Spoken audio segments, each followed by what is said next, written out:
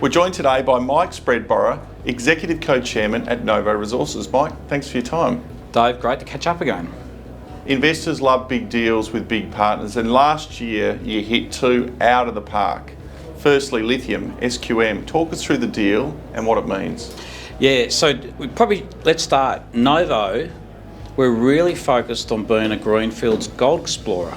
Right? But we say to our geos, if you find things other than gold, we can do something with it. So we did with lithium, magic joint venture arrangement with SQM. So great deals, 75%, 25% joint venture with them over some of our tenements, focused on lithium and nickel. We have the rights to gold and copper and all the other things that we like, and a $10 million cash payment for that. So that's fantastic. That's obviously they're going to explore to a decision to mine, traditional joint venture.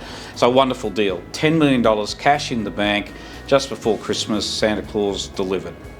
He didn't rest on the laurels just with SQM, also a fantastic joint venture announced with De Grey. Yeah, so one of the big changes for Novo during the year, we're TSX listed, but we're now ASX dual listed. So we started that process the middle of last year, completed the IPO in September, and as part of that kind of arrangement, De Grey came on board with not only a joint venture, but they put $10 million into the IPO. So De Grey are now a 10% owner of Novo, but the joint venture is more significant. We had this wonderful bit of ground, we call it Besha, south of the Hemi project. People know that, 12 million ounces. We did some drilling and we saw great Hemi style geology stuff. De Grey came in and had a look at it and said, this is fantastic.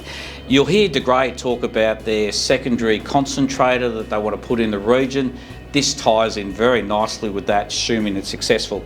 But the deal's fantastic for Novo shareholders.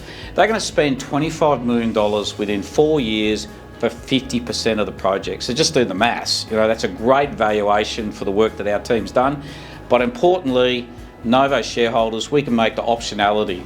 Once they've done their 25 million, if we like the outcome, we can keep investing, or maybe we'll do something different. So lithium, fantastic. De Grey, fantastic. And importantly, fully funded to go after all the other opportunities. Yeah, so, we're here at RIU Explorers. We're a bit different. We're explorers with cash. There's not many of those around. So we've got about $21 million in the bank at the moment. Aggressive exploration program aimed for 10 months, because obviously around the hot periods we don't drill in the Pilbara. We're drilling in Victoria at the moment. That'll finish in March, and then we'll swap over to the Pilbara until probably the end of November. And we're funded. So that's great. But on top of that, we still have this really great investment portfolio, which is valued at about 30 million Australian. So again, as a greenfields gold explorer, we're in a great position going forward. Given your funds and your technical capability, do you look around for other opportunities? In this current environment, you would be mad not to. You can't drive past the car yard without having a look, and we're the same. And that's part of the joy of being here at RIU Explorers, catching up with people.